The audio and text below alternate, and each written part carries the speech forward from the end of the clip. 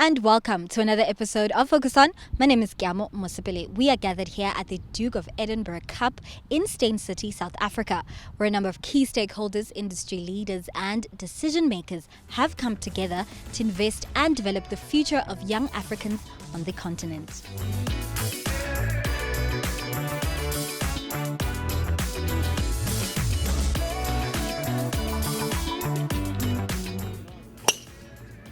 We are gathered here at the Duke of Edinburgh Cup, and a key partner to realizing this day is ATFX. So just walk us through quickly who or what is ATFX and how does it leverage its global presence as an online broker? Thank you very much. We're very happy to be a part of the DOE golf event today. In regards to ATFX, we are a global broker. We're in 23 locations all over the world with 8 licenses, soon to be 9 licenses as well. And in regards to your specific question about how do we leverage the online presence to the offline presence, particularly in financial services, even when you're an online broker, it's very important that your customers who trust you with your money and their capital, they're able to physically be able to come see you, visit you. And that's why we take that online to offline presence. So being in South Africa, licensed in South Africa, having a physical office here means that our clients are able to come see us face to face, and that relationship and that trust goes even deeper. I really want to zero in. You make mention of the fact that you are an online broker, but you have a local presence across multiple locations. Just give us some of these figures and numbers of exactly where this happens. And in addition, what are some of the ways in which this is a unique offering for your clients? Sure. Like I said, there's 23 offices, so we'd be here for quite some time if I went through them. But we're in all the major financial centers. So our headquarters is in Hong Kong. In Asia Pacific, we have an office in Sydney, in the UK, in London, as well as offices throughout the rest of Southeast Asia, Latin America. Most recently, we celebrated an office opening in Mexico as well as the Middle East in Dubai and Jordan as well, both locations where we have a physical presence. And what we do with that physical presence and with these offices is that our clients can walk in, they can meet with us face to face, and we do a lot of educational content, we do a lot of training and seminars because the market is challenging enough and you want a partner that'll help you navigate those turbulent waters.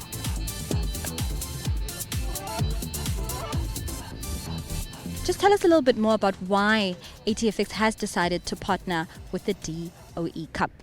Thanks for having me today. ATFX is honored to be a partner of DOE exclusively for a financial institution because ATFX is a financial institution. We are not only focused on our business, but also one of our major aim is to give back to the society. And DOE perfectly match our idea and vision. And of course, it's a privilege to partner with such a charity event from World Family. So it helps us our donation to those underprivileged youngsters. Not only by donation, but we also help them to train them, give them skill sets that help them in their future. So it's a very meaningful event, and we are so glad to be partnered with them. You say your core mandate is not just fixed on business. Just walk us through some of the examples you have of how ATFX has helped communities across the world. Because in our company philosophy, we concern about people. Okay, not only our client, our business partner, our colleagues, but also the community. That's why DOE, of course, is one of our major partner for charity. But besides that, globally, because we got 23 office globally, and most of the office we will do charity locally for school, for the orphan center. And also, I think last year, or even averagely, we do around 6 to 10 charity events each of the year globally. So we are committed to give back our society for the people that need help. I really want to talk about young people. I know that's also a focus in terms of the people you seek to assist. How does this align specifically with DOE and ATFX in its mandate to assist young people globally? For example, like this time the event in Johannesburg, Africa, DOE will partner with local charity event, and all the money that we raise in this event will directly donate to the local society. So it's happening not only in South Africa, but in other countries as well. That previously we did one in Thailand, Mexico City, etc., etc. So we pick like those local charity that really need the help, and DOE work very closely with them locally. Of course, not to mention in London as well. So this is to make sure that our donation go to the people that we really need it. Yeah, I think that's very important, and I'm very happy to work with them.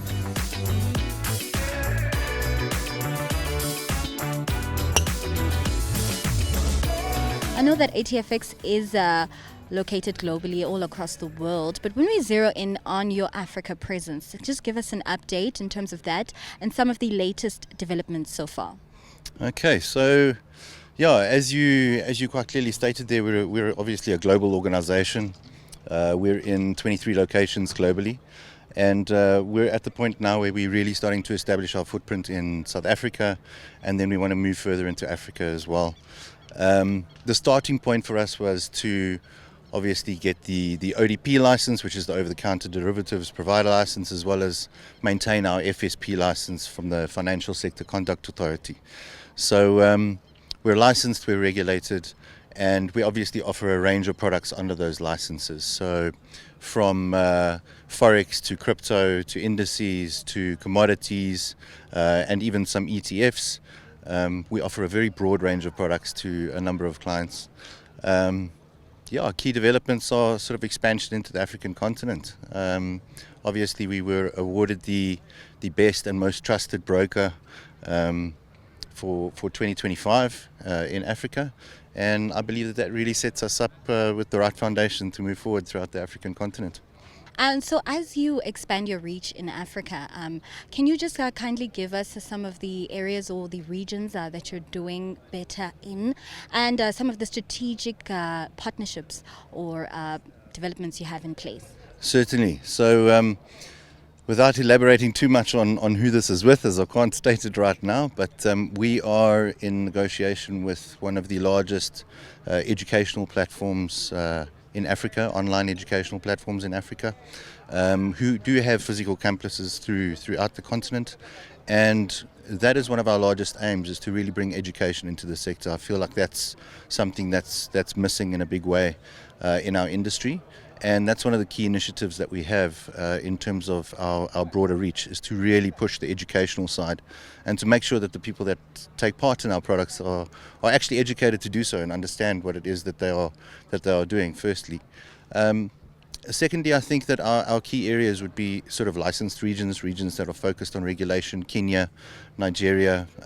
There are other areas that we want to move into, like Botswana, Namibia, Angola, Tanzania. There are volumes coming out of these regions, and I believe that there's still a lot of untapped market potential in those areas. And with the right educational resources, I believe we can really set people up for success.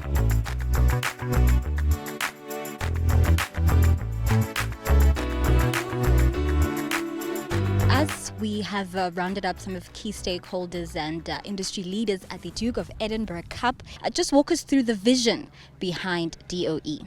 Okay, the vision originally was conceived with a close friend of the Duke of Edinburgh, and it was to use the Duke of Edinburgh's UK award system that had been developed back in the 50s. And the idea was to take it internationally. So from that, there was an international award program set up, and the close friend of the Duke of Edinburgh thought it'd be a good idea if they could maybe use golf as a vehicle to create more interest and create more activity. And so this was born 25 years ago. So this year is our anniversary of our charity, which is the Duke of Edinburgh Cup, and our patron is the the current Duke of Edinburgh, Prince Edward, who is the youngest son of our Queen. So the whole thing was really devised with the idea that if they could start the programme in various countries, mainly starting with the Commonwealth, could they then offer the programme to children that came from, less fortunate backgrounds, that didn't really get a chance to participate in the programme, the award programme. And so through golf, through having these charity days that we've got here today, raising funds that help us then to put these, children and youth through the programme.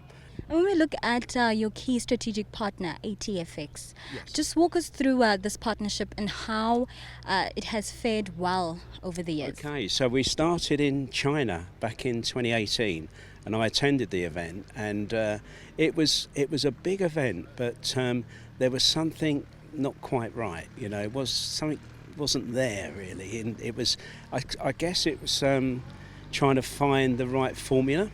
So in 2019,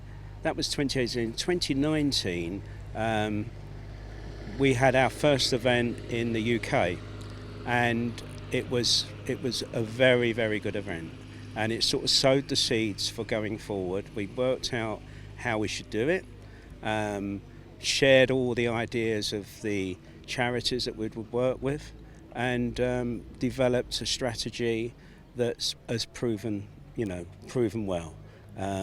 So when we have an event and we have a country where we think we can do something, I talk to them.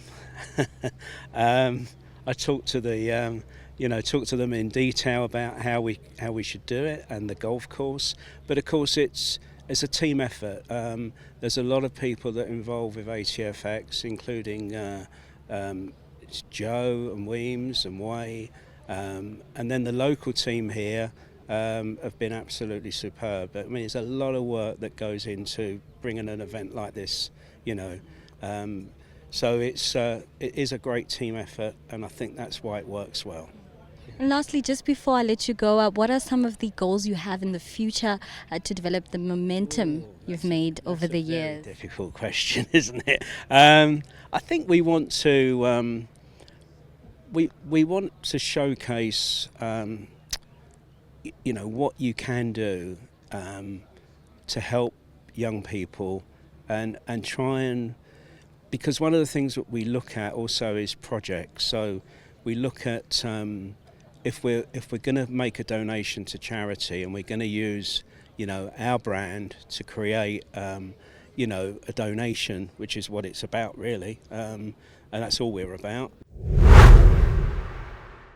And that's how we wrap up this episode of Focus On at the Duke of Edinburgh Cup, hosted in Steyn City, South Africa. From me, Kiamo Mosipile, and the rest of the CNBC Africa team, it's goodbye for now.